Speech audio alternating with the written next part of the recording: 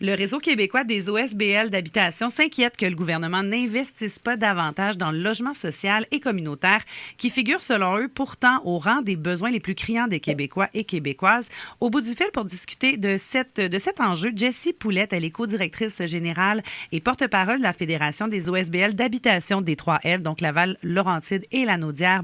D'abord, le réseau de RPA communautaire est touché par les fermetures récemment et des décertifications dans les dernières années. C'est ce qu'avance le RQOH dans une communication qui a été envoyée aux médias. De quelle façon ou comment on peut l'illustrer, surtout dans les Laurentides, là, le réseau des résidences pour aînés communautaires est touché par des fermetures? En fait, je vous dirais que les RPA, qu'elles soient à but lucratif ou non lucratif, comme celles qui font partie de notre réseau, à partir du moment où ce sont de petites RPA, on peut comprendre qu'elles fonctionnent avec des moyens qui sont très limités, mais qu'elles ont les exigences qui sont très, très soutenues pour maintenir leur certification de la part du M3F. Donc, nous, ça fait des années que l'on milite, que l'on argumente pour qu'on puisse, en fait, avoir davantage de soutien à la fois financier pour ces RPA-là, mais également, on peut prendre, par exemple, dans le budget, on n'a pas reconduit le programme de transition salariale pour le personnel soignant dans les RPA. Eh bien, ça a un impact vraiment significatif et crucial sur le budget d'exploitation d'une résidence qui, elle, veut poursuivre sa mission, veut loger des aînés de façon tout à fait digne et sécuritaire, mais également de maintenir l'offre de services. Le principal poste de dépense habituellement d'un organisme en habitation et aussi pour les RPA, ce sont les salaires. Donc, vous comprendrez que dans le communautaire, on n'offre pas nécessairement des salaires mirobolants. C'est déjà un enjeu pour recruter, par exemple, des préposés aux bénéficiaires. Et il faut comprendre également que la réglementation elle est très stricte sur le personnel à embaucher, les formations, les qualifications. Mais évidemment, on aurait voulu voir dans le budget ces efforts-là reconnus, en fait. Là. Mais le budget prévoit 30 millions sur 5 ans pour protéger les personnes qui demeurent en RPA. De quelle façon? C'est qu'on dit, 10 millions par année sur 3 ans pour le programme d'aide financière parce qu'il faut installer des gicleurs. Ça semble... Moi, je pensais que ça faisait partie intégrante du code du bâtiment, qu'on ne peut pas faire une RPA sans qu'il y ait des gicleurs à l'intérieur. Semble-t-il que oui. Donc, il y a cette somme-là. C'est une bonne nouvelle. En fait, je vous dirais oui, d'emblée. Je ne suis pas une spécialiste du programme des gicleurs, je tiens à le préciser. Mais en fait, cette norme-là, cette exigence-là, elle est apparue dans le cadre réglementaire après la tragédie de l'île verte. Donc, évidemment, ça a amené à un paquet de recommandations et de refonte du règlement sur la certification des résidences privées pour aînés. Donc, on avait des RPA déjà construites qui précédaient ces nouvelles exigences-là. Et c'est excessivement coûteux. On dit toujours, il vaut mieux prévoir dès la construction tout ce qui peut arriver que de rénover une fois construit, puisque là, les coûts vont bondir. Évidemment, on voit ça comme une petite bouffée d'air pour les RPA qui auront besoin de se mettre aux normes. Oui, clairement. Mais mis à part cette bonification-là, le programme d'aide à la modernisation des installations de certaines résidences privées pour aînés qui n'a pas été bonifié non plus, qu'est-ce que ça aura comme impact? Je vous dirais que ça, on peut l'inscrire plus globalement dans les sommes qui sont carrément insuffisantes pour maintenir en bon état le parc de logements sociaux et communautaires duquel fait partie les RPA communautaires. En fait, ce qu'on comprend mal avec les investissements du gouvernement, c'est que, premièrement, les sommes sont faméliques. Il n'y a aucun argent neuf pour les promoteurs communautaires pour construire. Mais une fois que c'est construit, on ne peut pas se permettre de perdre des unités ou des immeubles parce que, essentiellement, on n'est pas en mesure de les rénover adéquatement.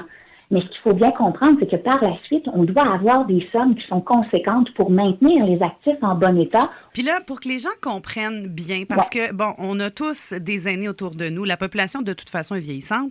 Comment dire, les places dans certains, soit CHSLD, soit RPA, avec service, sans service, il y a plusieurs types d'habitations, sont rares. C'est pas tout le monde qui peut se permettre ça. Non. Les RPA communautaire. Combien ça coûte pour être hébergé là de façon permanente? Je vous dirais, chaque RPA, évidemment, a son offre de service et son coût de location. Donc, c'est un peu périlleux pour moi de vous donner une estimation. Assurément, ce que je peux vous dire sur la base du principe, c'est que c'est moins cher. Ne serait-ce qu'il n'y a pas de finalité de profit. On doit arriver avec des budgets en équilibre. Oui. Si on dégage des surplus, ils sont nécessairement réinvestis dans la mission, dans la préservation aussi de l'immeuble et des services. On réinvestit tout au profit des résidents que l'on loge. Ouais. Alors, à ce moment-là, on peut comprendre de grosses listes d'attente dans nos RPA communautaires parce que, essentiellement, ces personnes-là vont trouver le même niveau de service que dans une résidence privée à but lucratif. Ils vont être dans le même état sécuritaire. On offre la même qualité d'habitation pour des aînés dans nos RPA communautaires et en plus, bien évidemment, c'est à moindre coût. Et donc, pour les gens qui paient des impôts depuis 50, 55 ans et qui arrivés à un âge qui est plus vénérable et que là, on a besoin de services et qu'on n'a pas accès à des services, les RPA communautaires sont une réelle solution.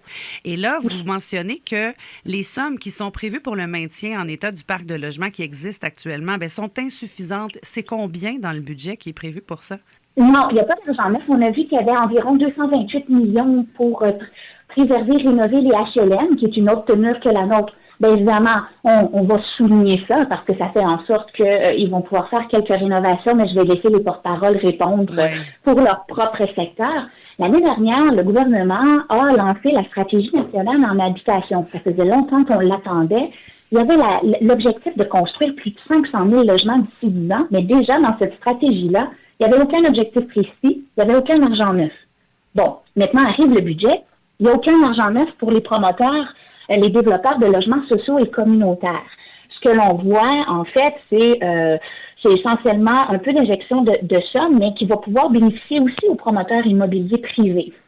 Donc, évidemment, ça nous laisse sur notre faim. Puis, moi, ce que j'arrive pas à comprendre comme fédération, c'est que, bon, dans les Laurentides, le taux d'inoccupation partout sur le territoire est en deçà du 1 %. Ça prend 3 % pour avoir un marché en équilibre.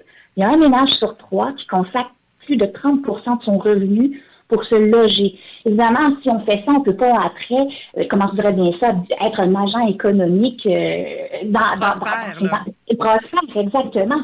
Si l'argument de la dignité et de la sécurité ne parviennent pas à convaincre le gouvernement d'injecter des sommes ou du moins de mettre des moyens à sa stratégie nationale en l'habitation, peut-être que l'argument économique, lui, va faire son chemin. On a vu dans le budget qu'il y avait des mesures de soutien spécifiques aux entreprises parce qu'on connaît le contexte dans lequel nous sommes, qui est très incertain, pour dynamiser l'économie. Pourtant, investir dans le logement social et communautaire, il y a une étude de Deloitte qui a été publiée en 2023 qui établit un vrai lien de causalité, de cause à effet, entre la proportion du logement communautaire dans le parc immobilier et les gains de productivité économique. Si on construit environ 79 070 logements communautaires au Québec d'ici 2030, on pourrait voir une augmentation de productivité entre 5,9 % et 9,7 %. Ça équivaut à une augmentation du PIB entre 13,1 milliards et 26,1 milliards. Le logement, c'est pas une dépense, c'est un investissement. Et cet investissement-là, on ne le retrouve pas dans le budget. Merci pour l'entrevue. Merci à vous.